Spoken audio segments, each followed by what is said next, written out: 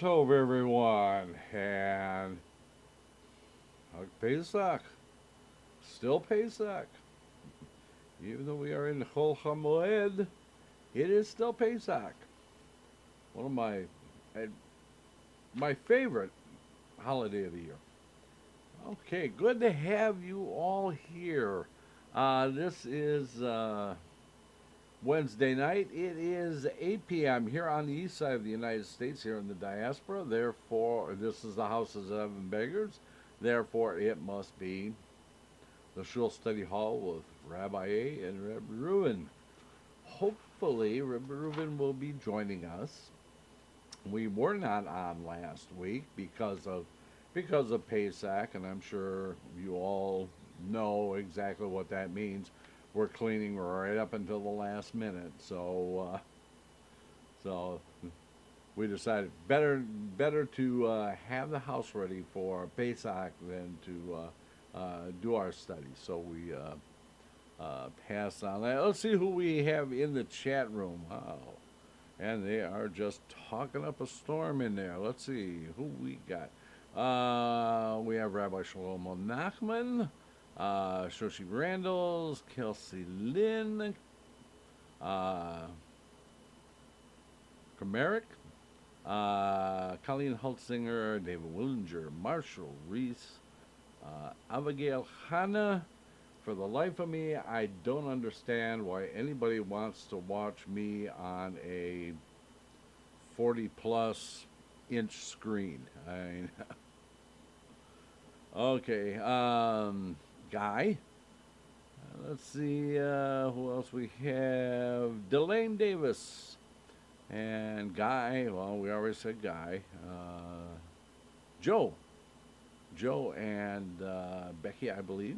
And okay, so good group in here this evening as we pick up where we left off. We were in the Sefer Bereshit, Parsha Vaishlach. We are on, let's see, this is going to be Perek Lamed Dalet, or chapter 34, and we left off on Pasuk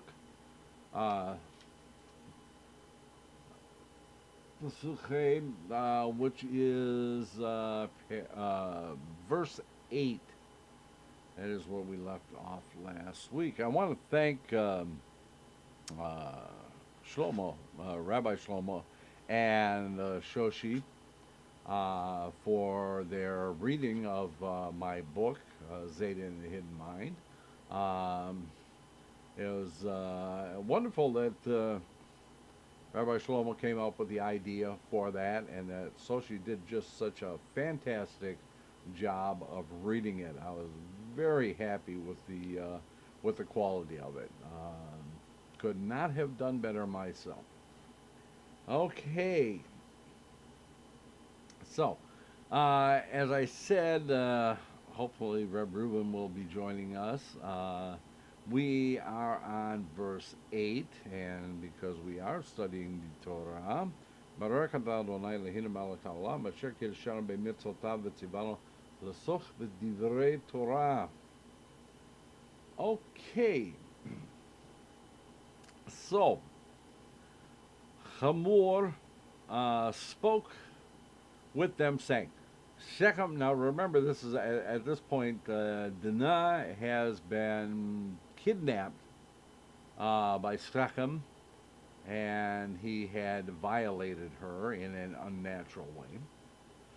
And he decides that he has fallen in love with her and wants her to be his wife or one of his wives or something like that. So we pick up on there, V'daber Hamor Itam Lemor Shechem B'nei Hashkam.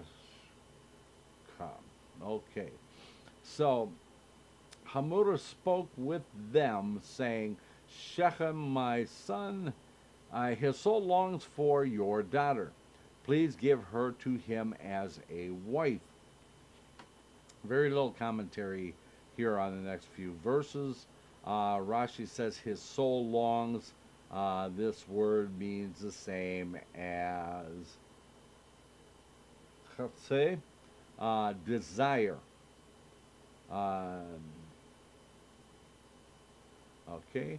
There is no commentary on 9, 10, or 11, so we will go right from 9 into 12.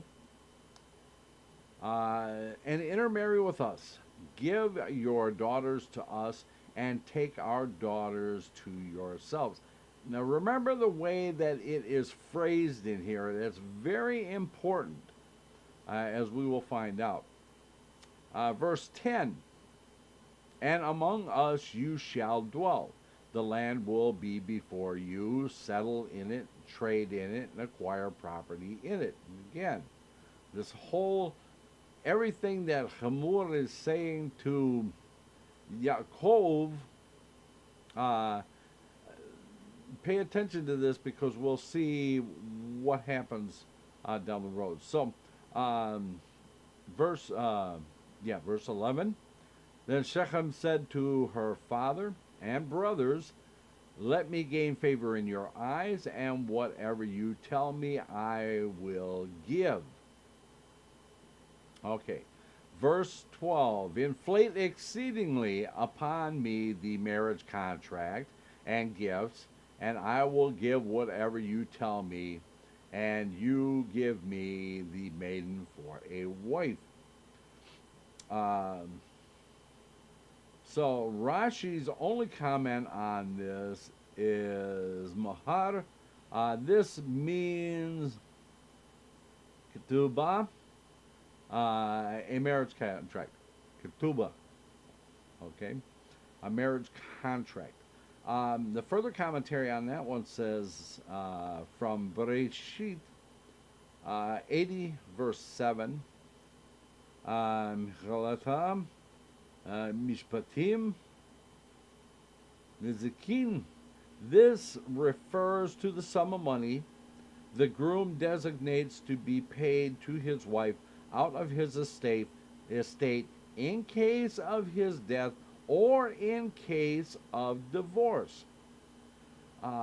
This is, and there's also something that also goes along with that if he makes the pledge and he does not follow through with the marriage within the time allowed, there are monetary damages that go along with that.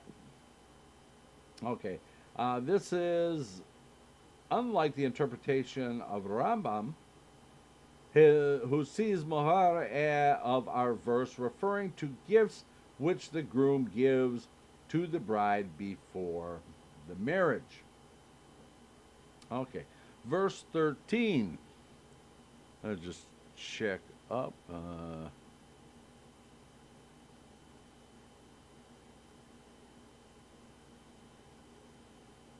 Okay. Okay. Just seeing if there was any comments there. Chit-chatting going on in the chat room, which actually I enjoy it. Okay. Verse 13, Yaakov's sons answered Shechem and his father Hamor with cleverness, and they spoke because he had defiled their sister Dinah. Okay.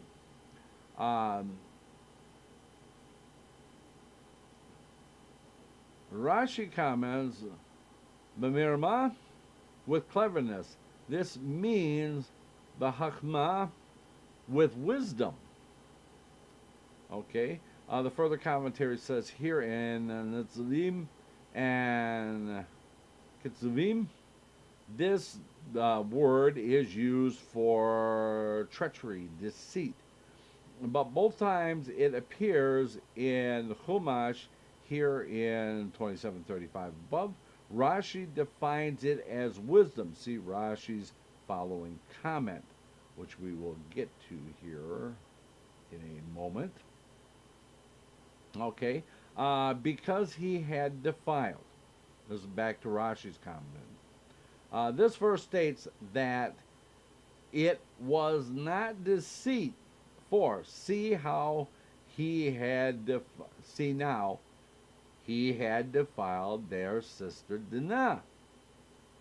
Okay, so the further commentary on this, which is actually long, thus it was permissible for them to use any necessary means in order to bring about the death of Shechem, for he had committed a sin for which a non-Jew is subject to the death penalty. This supports Rashi's previous point that Mirma of our verse does not mean with treachery. Using legal means would not be termed treachery. Asher often is used for a relative pronoun, who, which, or for in order to. Neither of the meanings fits the context of our verse. It also cannot mean that.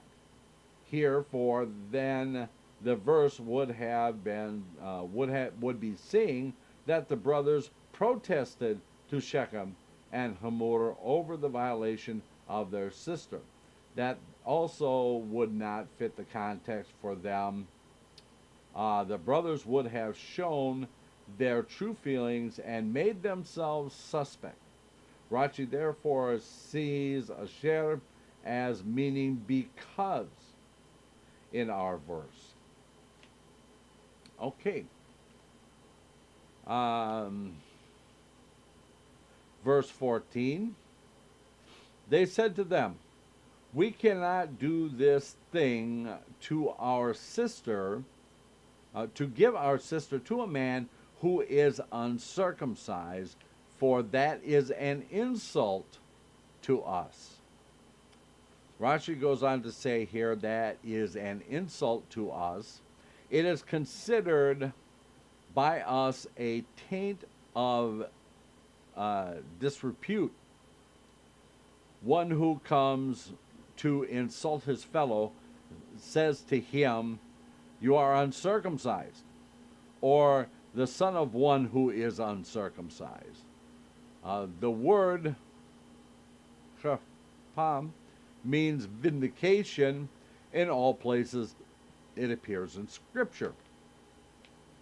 Okay, so verse 2, although the further commentary, although chapam means shame, i.e. an emotional result from a feeling of inadequacy, in Rabbinic Hebrew, Scripture uses it only for vindication, blasphemy, insult, or sometimes used to induce that emotion in another. Thus, when the brothers said it is herpab to us, they are not saying it is a shame for us, but rather it is an insult among us, that an uncircumcised is an epithet that we use when we wish to insult somebody. Okay, so now you know how to properly insult somebody. Okay. I didn't know that was a big issue, but okay, obviously Rashi thought it was necessary to bring this up.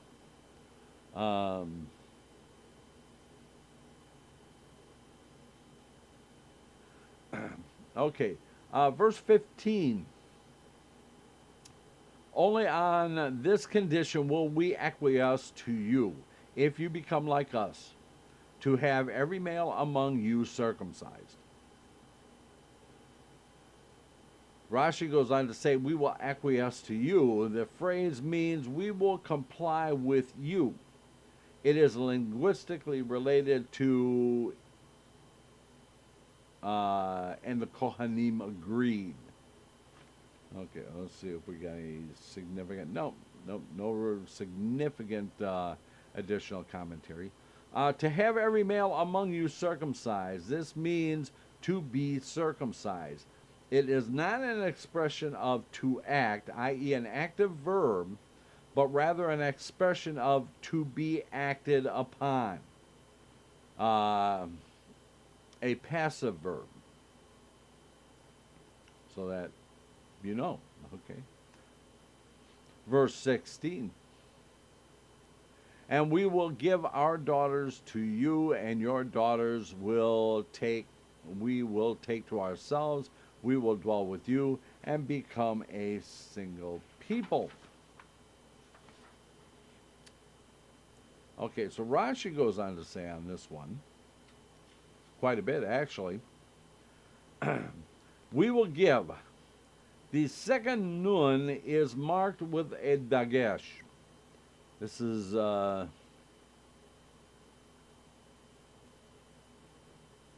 V'natanu. The second nun is marked with a dagesh because it functions in the place of two nuns. As if the verse, and we talked about this actually the last time we were together. There was a discussion of Rashi about two nuns together or two letters together, that sometimes the second letter is dropped. As if the verse had been written nanu.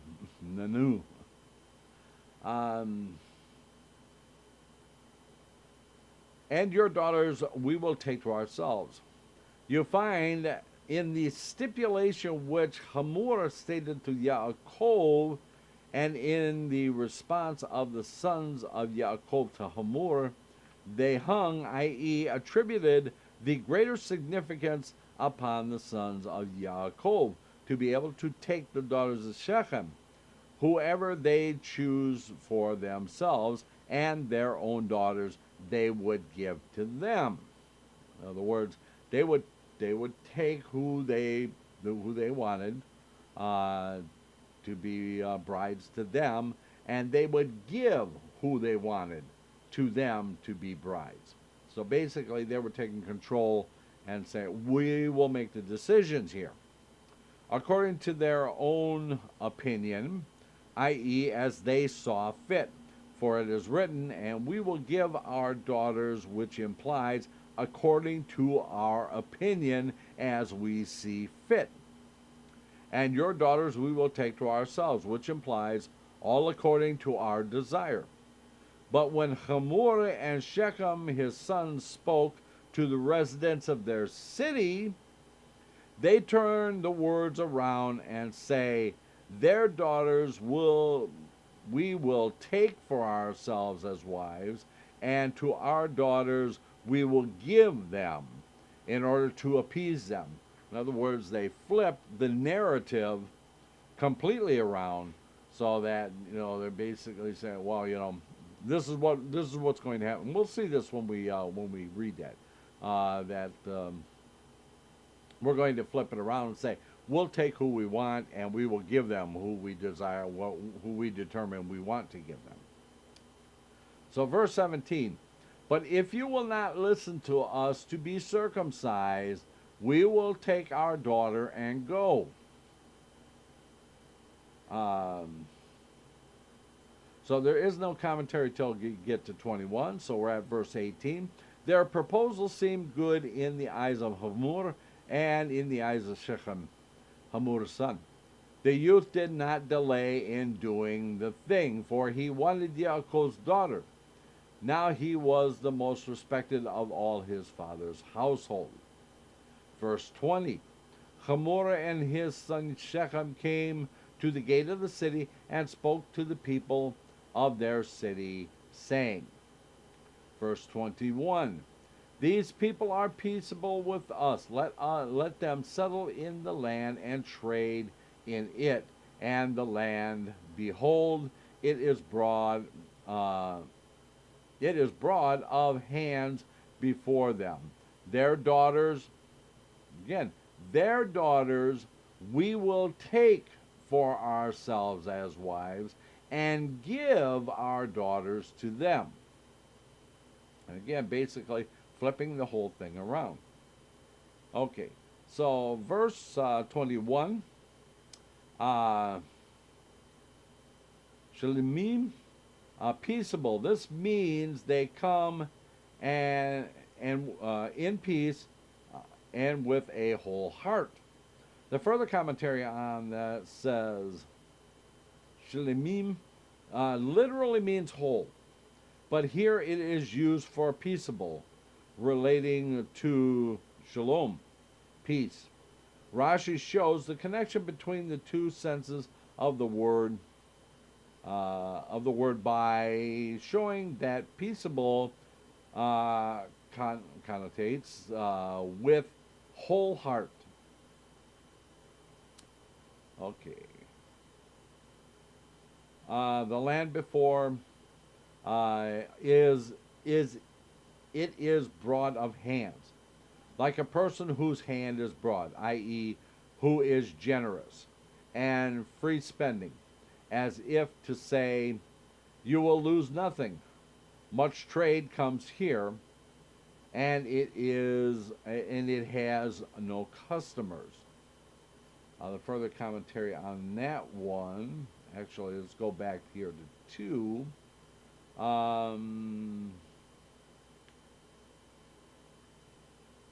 There's 3. Where's 2? It's got to be in here.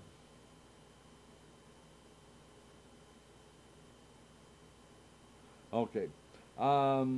To the generous, indulgent man, money does not have great value. So too, when a country has goods in abundance, it does not put a great value on them. Hamura and Shechem are telling their townspeople that their city attracts trade, thus allowing Yaakov to settle there would cause them no harm. Although elsewhere, broad of hand is used for spaciousness. Okay. And here too it refers to trade.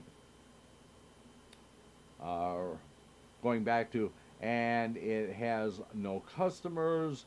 The further commentary says that that is the people from the surrounding area bringing more goods to market than they can sell. Therefore, allowing Yaakov's family to settle in Shechem would not drive up prices, and in fact, it would actually allow them to get rid of their excess. Verse 22, only on this condition will the people acquiesce with us to dwell with us, to become a single people, that all our males become circumcised as they themselves are circumcised. Rashi goes on to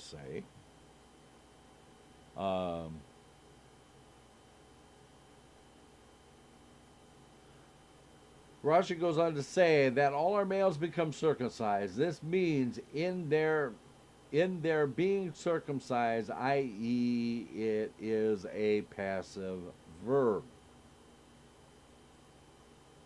Okay. Verse 23. Their livestock, their possessions, and their animals, will they not be ours? Nothing was said about that, anything like that, when he's making the deal. Let us only acquiesce to them, and they will settle with us. Rashi goes on to say, let us only acquiesce to them in this matter, and thereby they will settle with us. Further commentary says, the verse does not mean let us acquiesce to them that they settle with us. That would imply that the sons of Yaakov requested to settle with them when they in fact had not. Okay, verse 24, there is no commentary on 24, so we'll go from 24 to 25.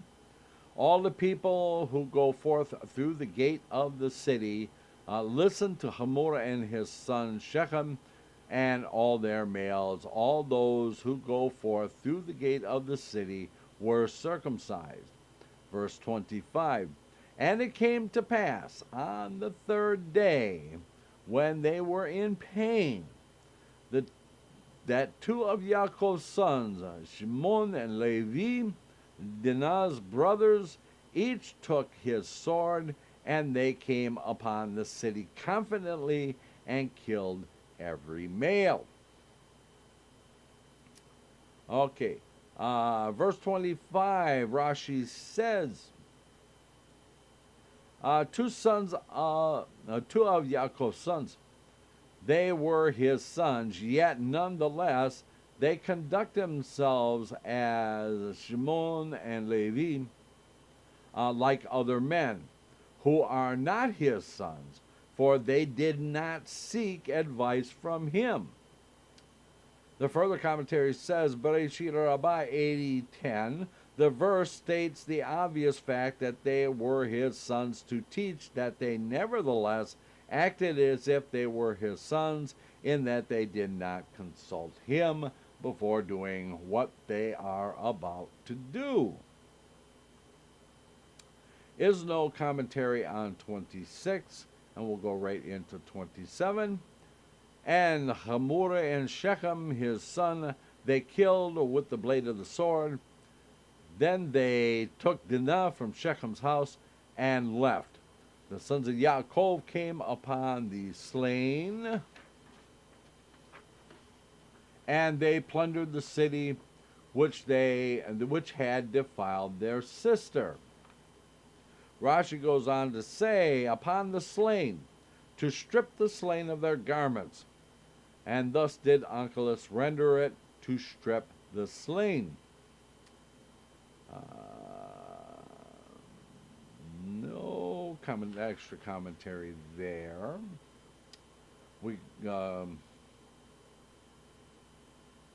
Okay, so we're on to verse 29 or 20. No commentary on 28, so we'll go 28 into 29. Their flocks and their cattle and their donkeys, whatever was in the city and whatever was in the field, they took. 29. And their wealth and all their children and their wives they took captive, and they plundered, as well as everything in the house. Rashi goes on to say, this means Mimonam, their wealth. It is similar to Chayil, which means wealth, in made me all this wealth, and Israel will amass wealth, and so on. And in they will leave their wealth to others. They took captive. This denotes captivity.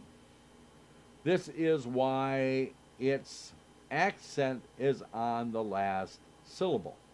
So we know we want to have the accent on the right syllable, because if we have it on the wrong syllable, it comes out syllable. Okay.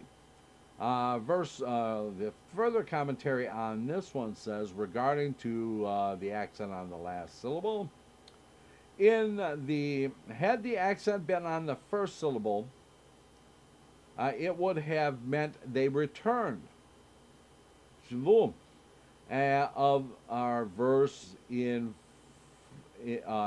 from the root Shvu. It follows the simple pattern of our roots ending in hey, such as Hayam, to be, just as the third person past plural of Hayam has the accent on the last syllable, e.g. Hayu of verse 5, so too does Shavu of our verse, where Shavu from the root Shavu, to return, it would follow the pattern of other roots having a vav as the middle letter, and the accent would be on the first syllable. Shavu, as in Ba'ul of verse 27 from the root boom. Okay. Verse 30. Yaakov said to Shimon and to Levi, You have decomposed me, making me odious among the inhabitants of the land, among the Canaanite and among the Pezerite. I am few in number, and should they gather together to attack me, I will be annihilated, I and my household. Rashi goes on to say, you have decomposed. This word is related to Acharim in cloudy waters. Jacob said, my name is not clear now. And a Gadic interpretation of the meaning, the wine in the barrel was clear, but you made it cloudy, which means the Canaanites had a tradition that they would fall into the hands of the children of Yaakov.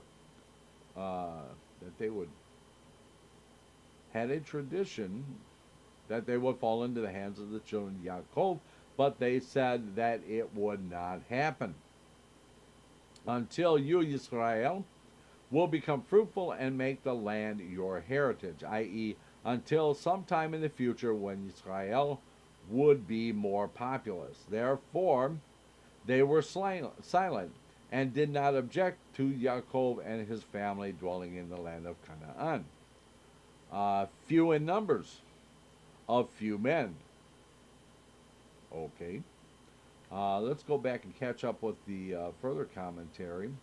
When someone pours from a barrel, he knows he will eventually come to the lees, but this is not a concern until he gets to the bottom of the barrel. If the barrel is shaken and becomes clouded, however, the lees rise from the bottom. Similarly, as Rashi goes on to explain, the Canaanites knew that they would have to deal with the children of Yaakov eventually. Shimon and Levi clouded the barrel and caused the Canaanites concern about the children of Yaakov prematurely. Okay. Continue on, verse 31. And they said, should he treat our sister like a harlot? Rashi says, should he treat our sister like a harlot, wantonly? The further commentary, Bereshit Rabbi 80:12, had the verse said, I'm not going to read that. It would have meant, should he make a harlot of our sister? But Shimon and Levi did not say this, for Shechem did not intend to make a harlot of Dinah. Rather, they use Kizanah like a harlot because Shechem behaved with her wantonly as with a harlot. Excuse me.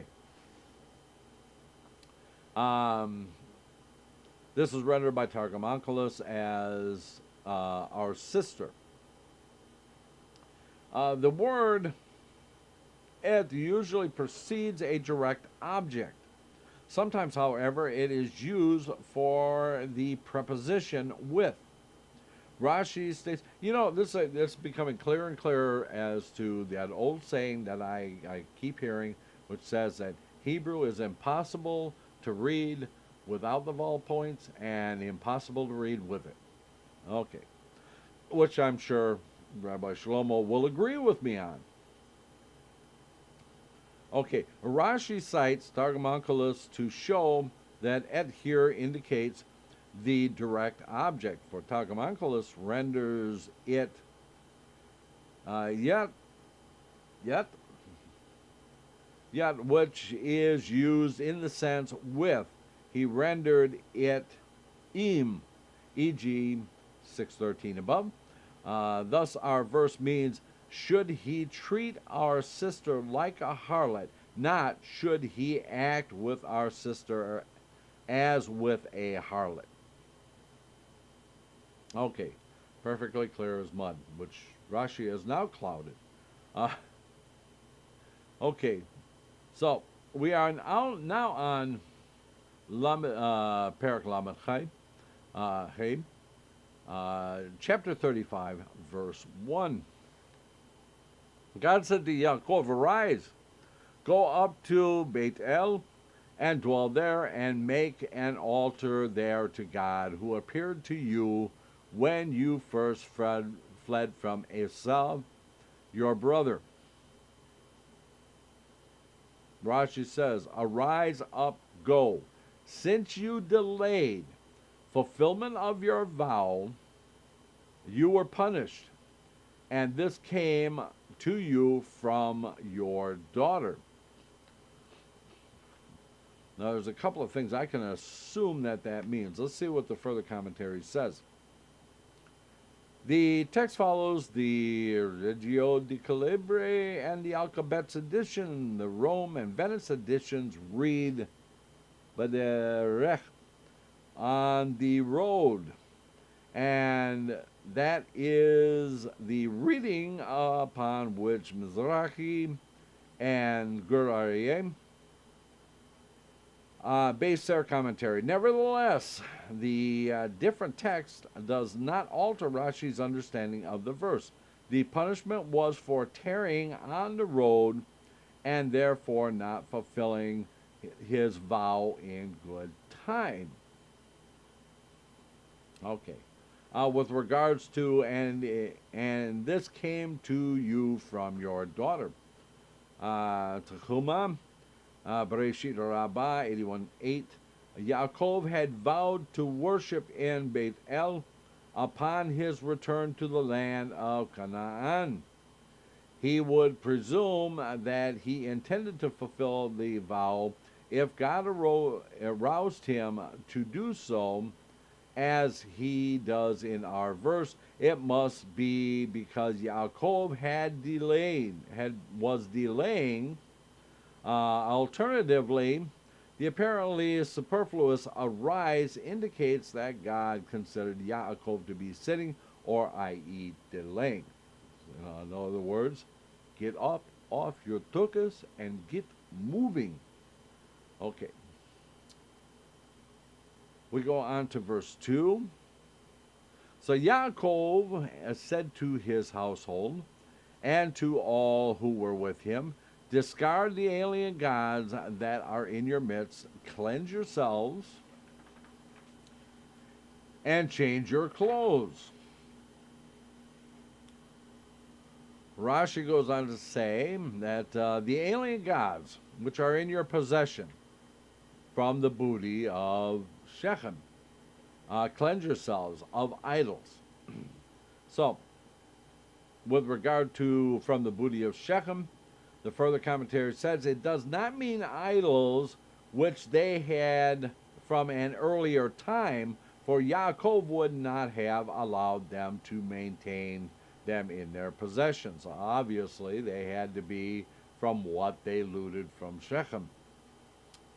As regards to of idols, discard the alien gods which precedes, cleanse yourselves and change your clothes, which follows it. Both refer to removal of idols. It is therefore understood that to reason that cleanse yourselves to refers to removal of idols and not a ritual purification. Alternatively, cleanse yourself does not refer to ritual purification. Physical contact with an idol renders a person impure. Although this type of impurity is of rabbinic origin, Yaakov and his family kept these laws even before they were formally instituted. "And change your clothes, lest there be in your possession a garment of idolatry." The further commentary says, Bereshit Rabbah 81:3, a garment decorated with images that are worshipped. Okay, so there's no commentary on 3, so we will go from 3 to 4. "And let us arise and let us go up to Beit El. I will make there an altar to God, who answered me in my time of distress and was with me on the that road that I traveled. So he's finally getting around to it. Rashi says the elm. This is a non-fruit bearing tree. Okay. Again, Rashi rings in there. Oh, okay. I skipped ahead. I'm sorry. Verse 4. So they gave to Yaakov all the alien gods that were in their possession, as well as the rings that were in their ears, and Yaakov buried them underneath the elm near Shechem. Okay, so the elm is a non-fruit bearing tree. Im Shechem means next to Shechem.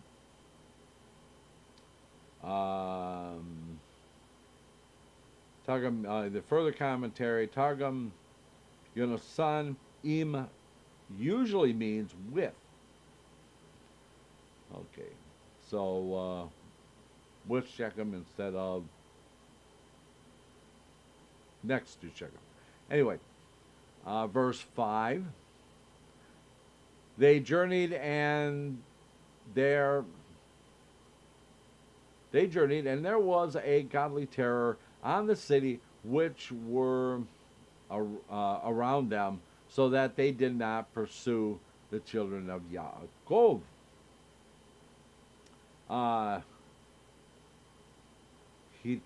Hitat, this means pachad, terror. Okay. No commentary on 6, so we'll go from 6 into 7. Thus Yaakov came to Luz in the land of Canaan. It is Bethel, he and all the people who were with him. Rashi goes on to say, Beit El, this means the Holy One blessed is he, is in Beit El.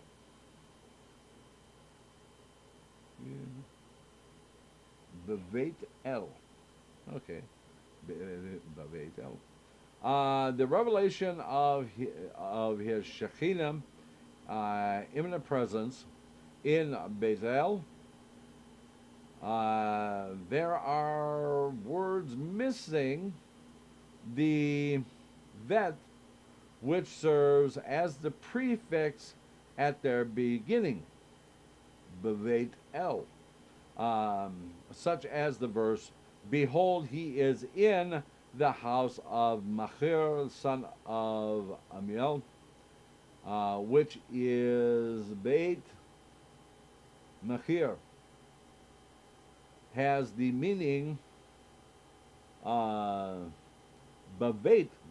Machir Kemo, as in the house of Machir, and literally your father's house, which has the meaning as in your father's house. Okay. Rashi goes on to say here with regards to imminent presence is in Beit El. This does not mean God of Beit El. It would not be respectful to God to associate him with a particular place. So there you go, and now you know.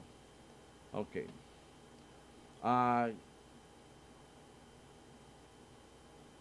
Okay, so we are on to verse, 8 here? 6, 7... No, we're still on... Had it revealed to him during this... Oh, okay. I guess I'd stopped too soon.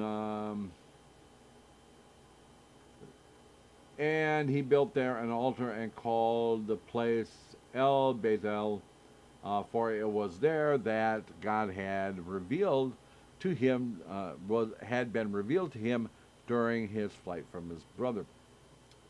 Okay. Continuing on with Rashi's commentary on 7, God had been revealed to him. In many places, there are terms which refer to godliness and mastery, in the plural, such as Yosef's master, and if the owner is with him, using the plural form, the Aleph, literally its owner, and it does not say a singular noun, ba'alo, its owner. So too, forms of Aleph Lamed Hed, which are used in the sense of judge. Umarot and authority are mentioned in the plural, but you will not find any other names of God in the plural. Okay.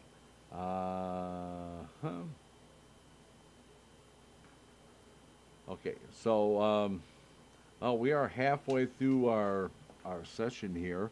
We're going to go ahead and we're going to take our break here. And when we return, we will find out what happens to Rivka at this point. And okay, so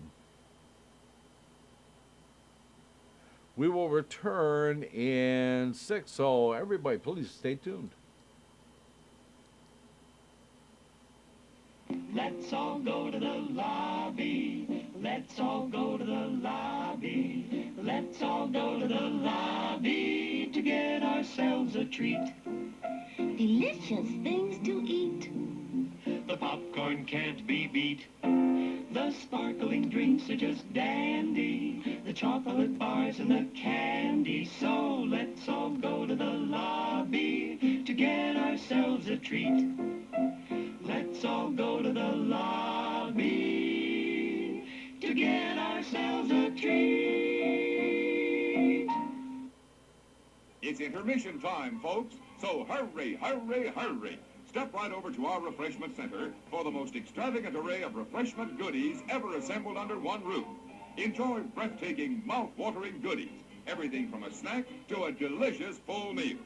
At our refreshment center, you'll find a large variety of goodies to satisfy your hunger, your thirst, or your sweet tooth.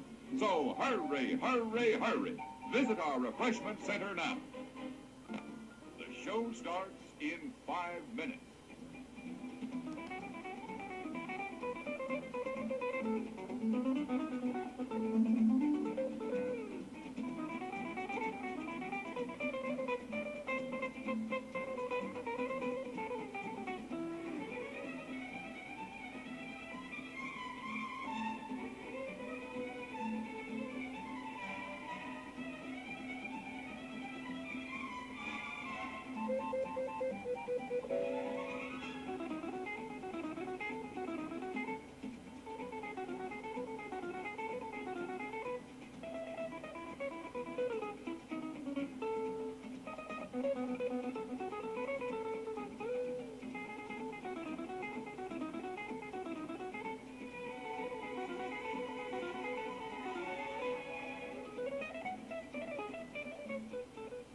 The show starts in 4 minutes.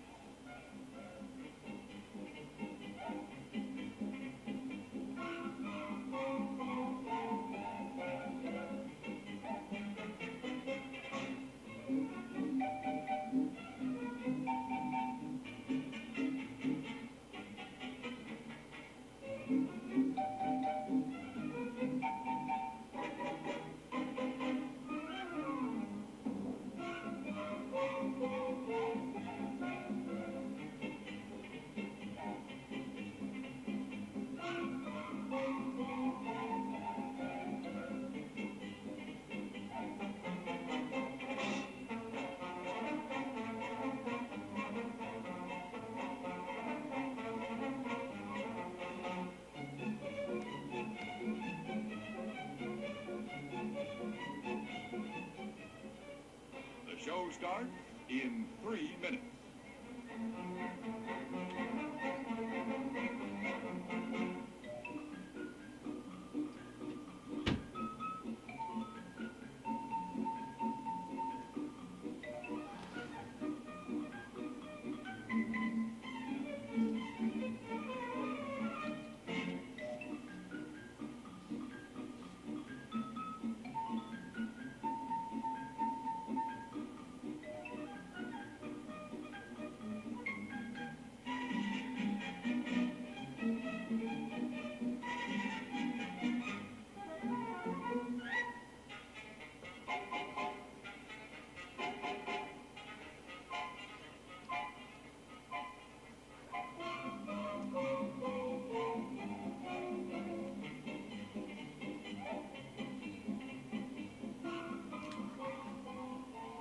show starts in 2 minutes.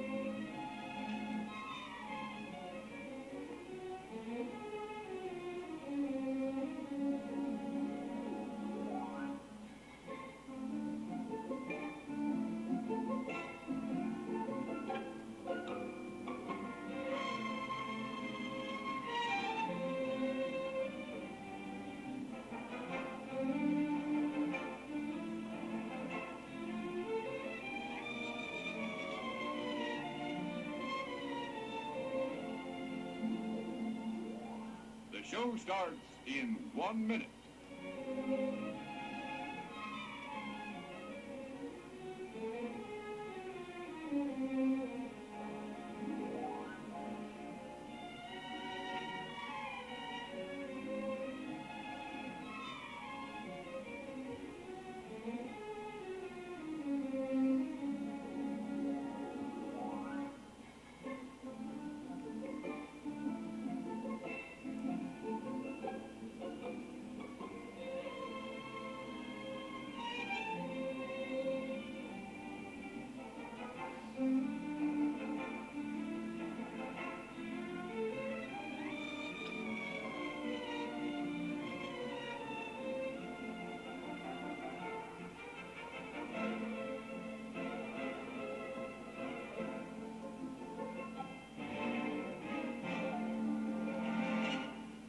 And now, on with the show.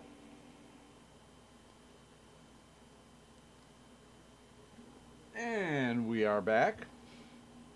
So, before we proceed, let's see, we have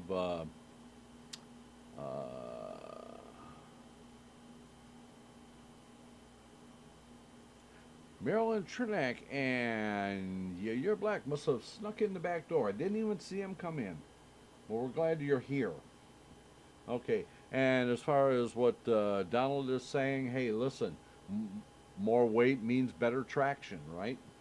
Okay, let us catch up in the Sefer Agadah and to where we are now. So this is going back to when Yaakov and Esav had met. So we'll pick up here. 4.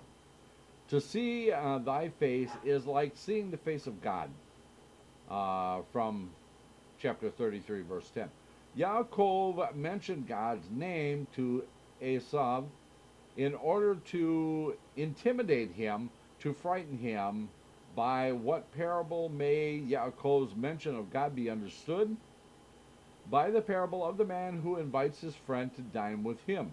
When the guest perceived that the host planned to murder him, he said, "This dish tastes like the dish I had in the royal palace." So he knows the king said to the host to himself, and seized with fear, he did not try to go through with his murderous scheme. Even so, it was with Yaakov. So as soon as he said to Esav, "For to see thy face is like seeing the face of God," wicked Esav said to himself, "Since the Holy One brought him into such honor, I stand no chance against him." Continuing on, and there wrestled with a man with him, from chapter 34, verse 25. Some say that it was the angel Michael who said to Yaakov, "If to me, one of the foremost princes in heaven, if to me you have done what you did, why should you be afraid of Esav?" Rabbi Tarfon said Michael had no permission to move from the place, where he had been wrestling until Yaakov gave him leave.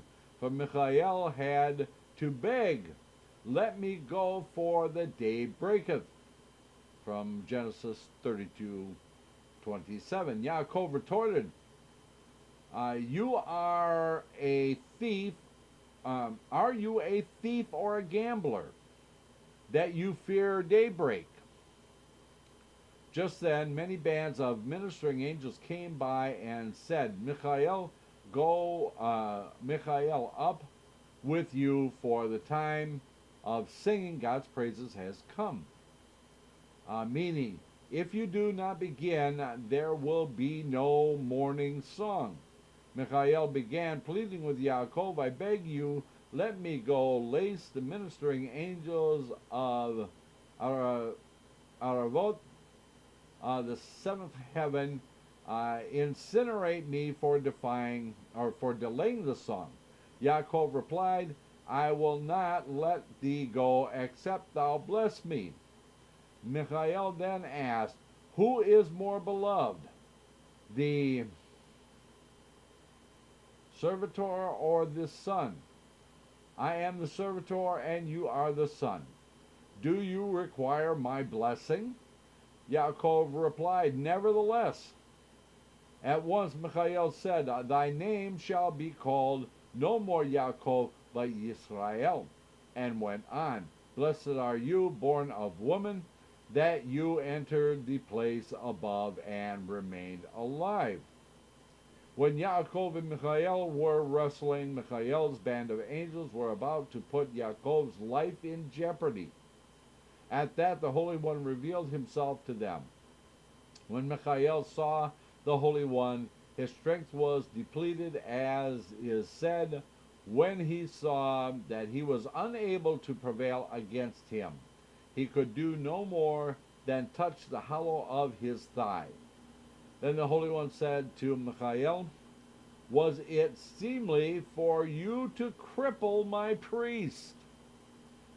Michael answered, "Master of the universe, am I not your priest?" God replied, "You are my priest above, while Yaakov is my priest on earth." At once Michael summoned Raphael and said, "My comrade, I beg you, stand to with me in my distress, for you are in charge of healing." So Raphael went down and healed Yaakov. We continue. "Let my Lord, I pray thee, pass over before his servant." From Genesis 33:14. Esau's suggestion to Yaakov, "Will you agree that the two of us be partners in your world?" Yaakov responded, "No. Let my Lord, I pray thee, pass through this world ahead of his servant." Esau asked, "Are you not afraid of my captains, prefects, and commanders?" Yaakov replied, "I will journey on gently, meekly, very meekly. I will walk as if my face were covered, so that I see nothing, until I come to my Lord, unto Seir." Rabbi Abahu said, "We went through all of the scriptures to and fro, and did not find that Yaakov ever went to the mountain of Seir to see Esau. Is it possible that Yaakov, the truthful one, would have deceived Esau? So when is Yaakov to come to Esau?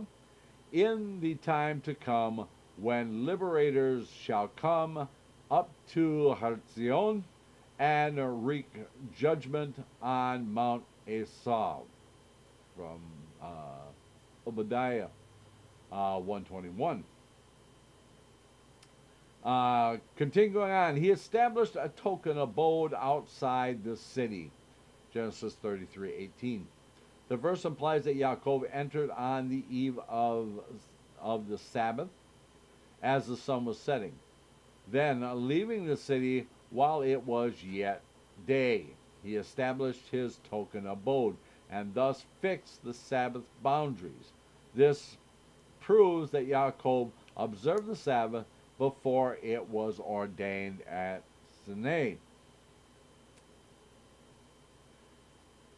Portions of Yaakov and Esau.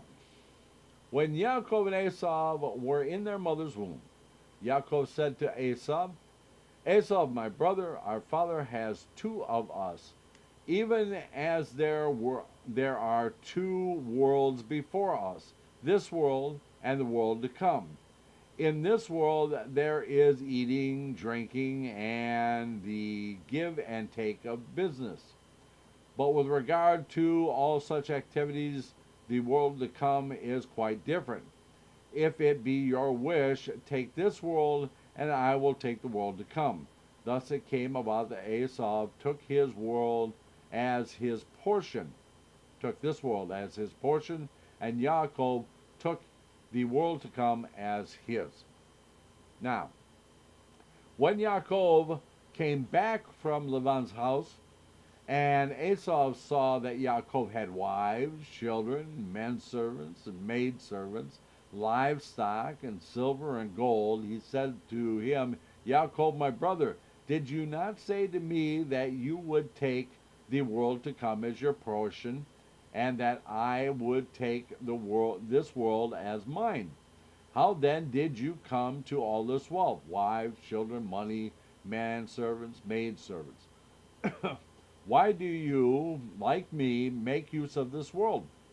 Yaakov replied, with few possessions I have are what the Holy One has given me for my use in this world as the need arises. In that instant, weighing the matter in his mind, Esau said to himself, if the Holy One has given him so much in this world, even though it is not his portion, how much more and more will he give him in the world to come, which is his portion. Okay, so that catches us up in the Sefer HaAgadah. Let us return to see what is bothering Rashi. Okay. We are on verse 8. Devorah, the wet nurse of Rivka, died, and she was buried below Beit El, below the Alon, and he named it Alon Bahut. Rashi goes on to say,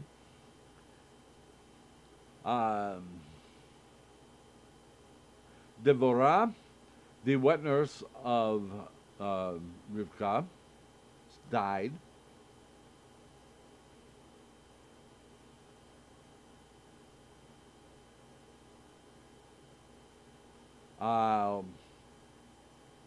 What is Deborah's matter in the household? What is Deborah's matter in the household of Yaakov? I.e., why did Deborah in Beit El? Why is Deborah in Beit El with Yaakov's household? But she was there because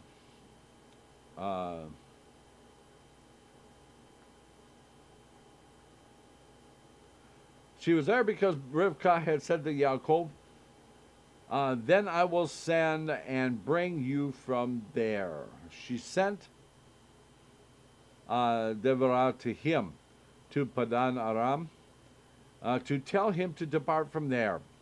And she died on the way back. I learned this from the words of Rabbi Moshe the Hadarashan. Okay. The further commentary on this thing goes, Narbonne, southern France, 11th century CE, Rabbi Nathan of Rome, the author of Sefer Heruch was among his students. Rashi refers to Rabbi Moshe's work on the Torah as the Yeshud of Rabbi Moshe HaDarshan, and cites it more than a dozen times. And the comment cited here appears in Bereshit Rabbatai, which some scholars identify with the Yeshod. Okay, now that's perfectly clear, right? Okay, going on. Below Beit El, the city was situated on the mountain, and she was buried at the foot of the mountain, below the Alon.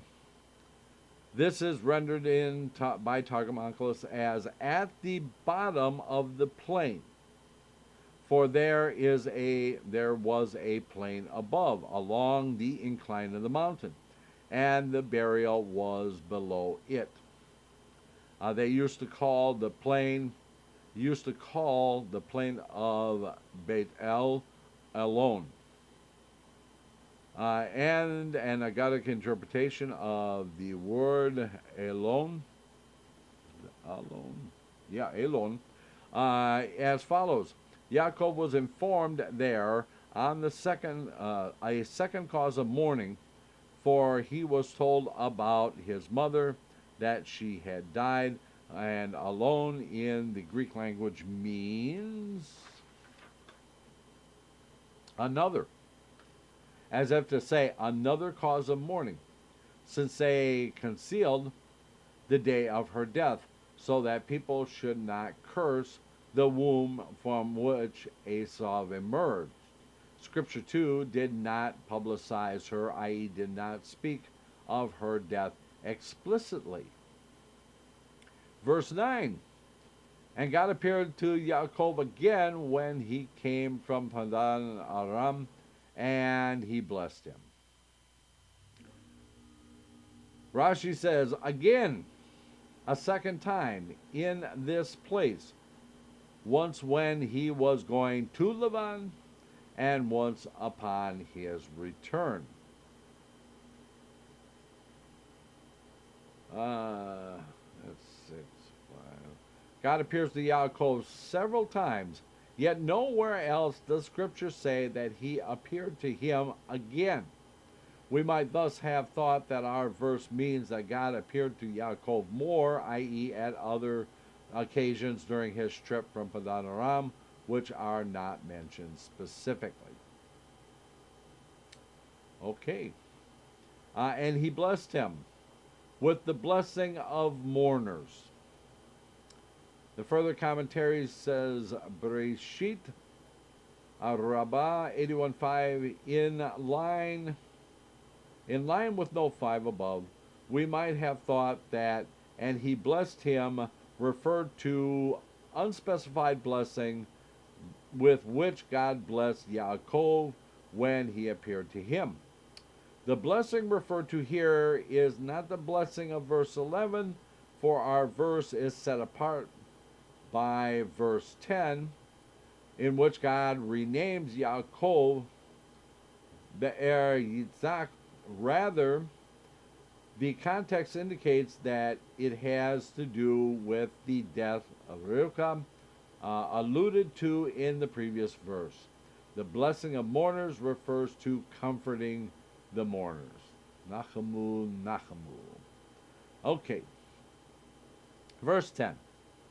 Then God said to him, your name is Yaakov. Your name shall no longer be called Yaakov, but Yisrael shall be your name. And he called his name Yisrael. Okay. Your name, Rashi says, your name shall no longer be called Yaakov, which connotates a person who comes in stealth and treachery. Your name will connotate officer and nobleman. Okay. So, God could have told Yaakov that his new name is Israel without having said, Your name shall no longer be called Yaakov. This seemingly superfluous phrase indicates that Yaakov was a negative connotation. Both Yaakov and Yaakov, treasury, have the same root. Kula 92a, the name Yisrael is related to the word sher, officer. Okay. It's interesting at this point now, we will see Yaakov and Yisrael kind of interchanged. We'll see him referred to Yaakov in some instances and Yisrael in other instances. And as I've kind of noticed in here as we go along, when Yaakov is behaving in a more of a human kind of vein, he is referred to Yaakov. But when he is behaving at a higher level, he is always referred to as Yisrael. We'll see if that bears through. Okay, verse 11. And God said to him, I am El Shaddai. Be fruitful and multiply. A nation and a congregation of nations shall descend from you, and kings shall issue from your loins. Rashi says, I am El Shaddai. Actually, Shaddai. For I have the sufficiency to bless. For all my blessings are sufficient for those who are being blessed. The further commentary says the earliest printed editions all omit the next phrase. Accordingly, Shechab Rachot means for blessing, for the blessings are mine. Okay, and it refers to for those who are being blessed. Shaddai is related to dai sufficient, such as we just had in the Pesach Seder, dainu. Sufficient in various verses. Rashi explains now the name connotates sufficiency in the context in which it appears. See Rashi, so on and so forth. Okay. Be fruitful and multiply. God gave Yaakov a particular blessing because Binyamin was not yet born, although Rachel was already pregnant with him. A nation, this refers to Benjamin. Nations, this refers to Manasseh and Ephraim, who are destined to come forth from Yosef. They are included in the number of tribes. The further commentary goes on. The singular nation, which is Goy, implies that one more tribe will come forth from Yaakov, while the plural, Goyim, nations, implies two other descendants will come forth from Yaakov, and they will also have status as tribe, Manasseh and Ephraim. Okay, and kings, this refers to Saul and Ishbosheth, who were from the tribe of Benjamin, who was not yet born.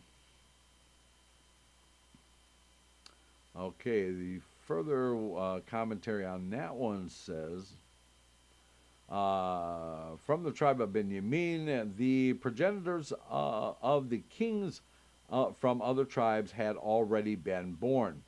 When the verse says that kings shall issue forth from Yaakov, it refers to two kings who were descended from Benjamin who had not yet been born. The next one, that is for Breshit Rabbi 82. 2. Okay.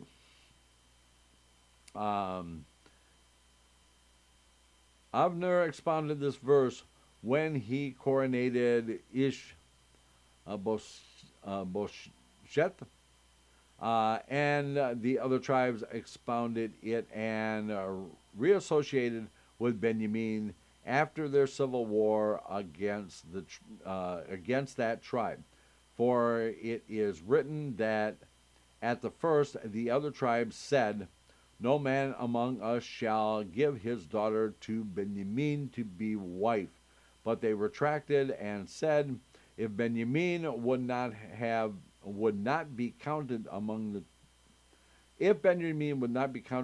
tribes, the Holy One, blessed is he, would not have said to Yaakov, and kings shall issue from your loins." A nation and a congregation of nations. For his children are destined to become nations, like the number of the other nations of the world, who are 70 peoples. So too the entire Sanhedrin is composed of 70 sages. Alternatively, they are called nations, because his children are destined to bring offerings at the time of the prohibition of Bamot, like non-Jewish nations do. And this will be in the days of Eliyahu. Okay.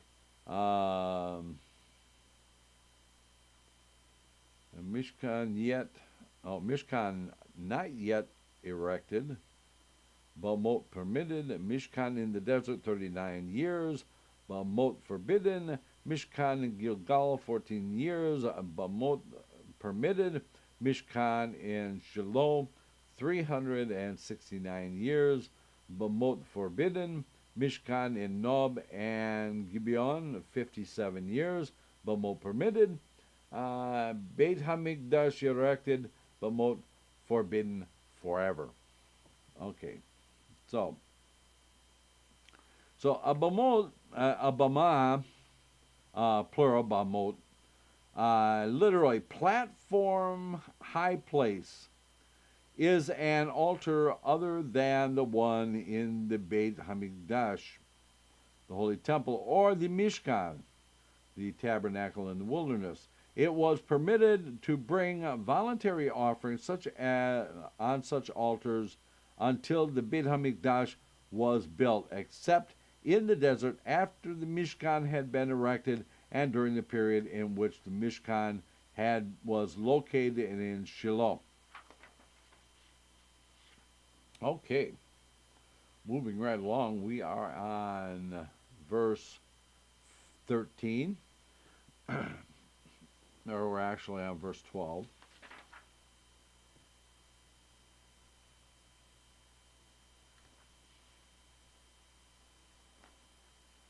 Yeah, okay. The land that I gave to Abraham, to Yitzhak, and I will give to you, and your offspring after you. I will give the land after you, the offspring after you, I will give the land. No commentary there. 13, then God ascended from upon him in the place where he had spoken with him. Rashi says, in the place where he had spoken with him, I do not know what it teaches us, which is one of the great things I love about Rashi is if he just doesn't know, he just plain out and out tells you, I don't know. I don't get it. I don't understand it. I don't know if this teaches us anything or not, but, here you go. Okay, keeps the conversation going. Okay.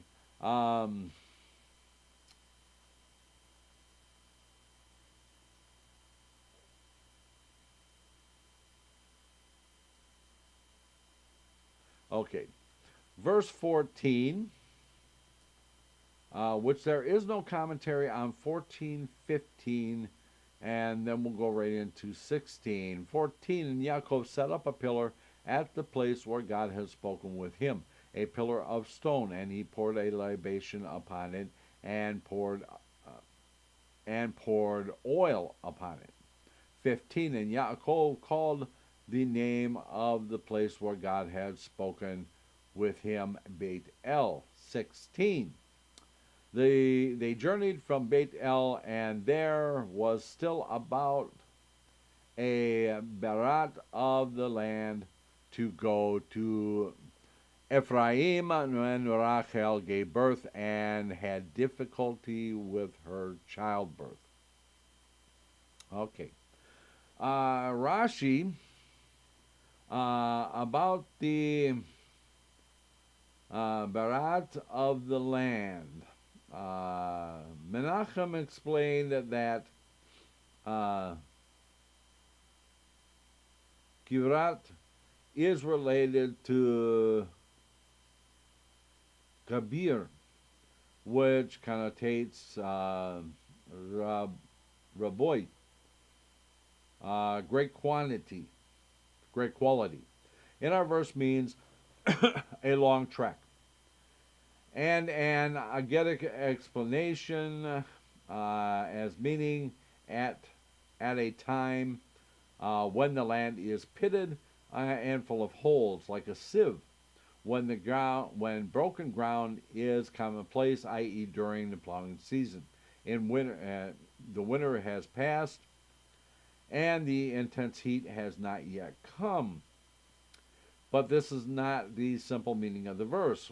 For see now regarding Naaman, we have found, and he went away from him a land. I say that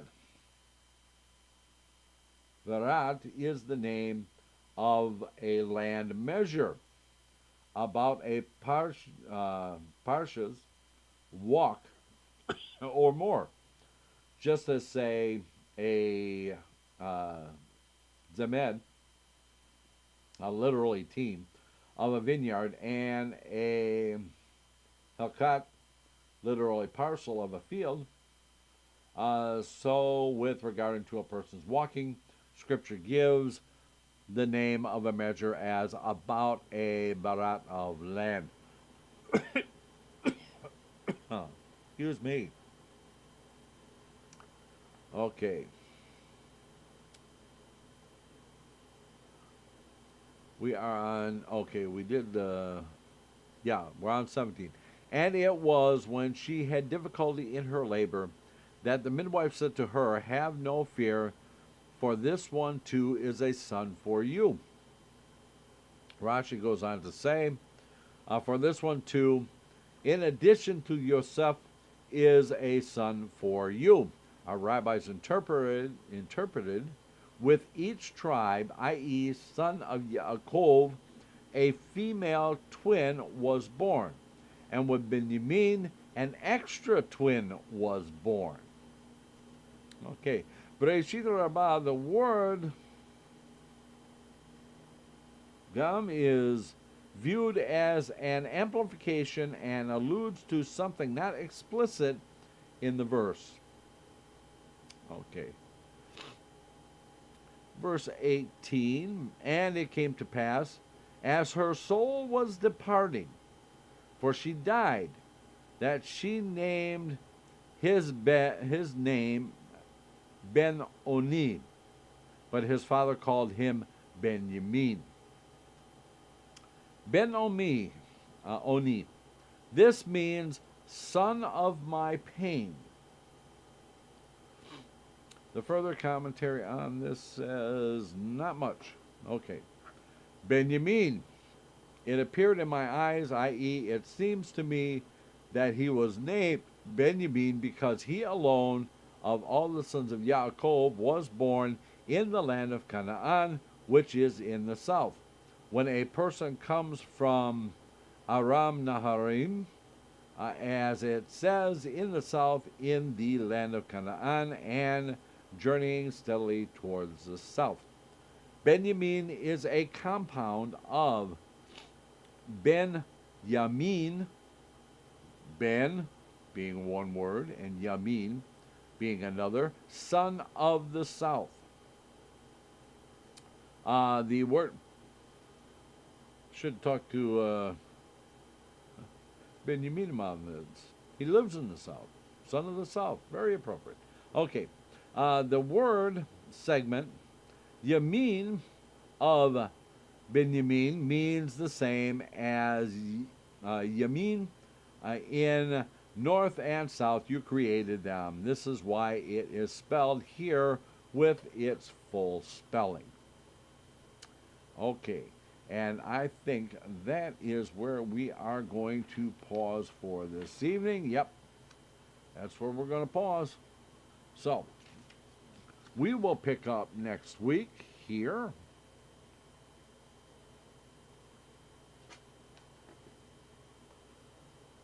Good willing, and the river don't rise. We will return here next week. I want to thank everybody for being in here. I want to remind you to stay tuned, or to go over to Facebook, where Rabbi Shlomo Nachman will be doing the Omer counting for tonight. And that's why I am stopping just a few minutes early, because I promised him that I would stop a few minutes early. But before we do, we finished our study. Baruch atah Adonai Eloheinu melech haolam asher natan lanu Torah emet v'chayei olam natan betochenu. Baruch atah Adonai noten haTorah.